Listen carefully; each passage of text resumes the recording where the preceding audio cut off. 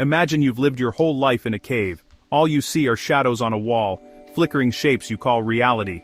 One day, you step outside, and boom, the sun, colors, actual objects. You realize the shadows were copies. That's Plato's hook. Most of what I think I know are just shadows.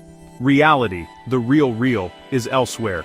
Plato called that elsewhere the realm of forms, not forms like paperwork, forms like perfect patterns.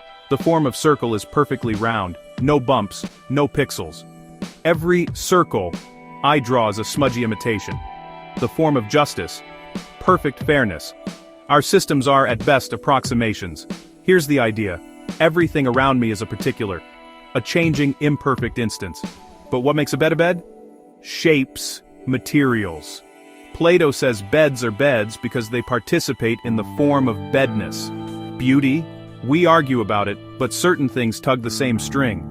That string is the form of beauty, unchanging, universal, the thing our tastes chase. How do I know these forms if I've never seen perfection? Plato's bet. I've always known them. My soul encountered forms before birth, and learning is remembering.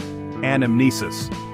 When a teacher asks the right questions, the answers feel like they snap into place. It's less installing knowledge and more unlocking it. Why invent a realm of forms at all? Because the everyday world is messy. Things grow, decay, break.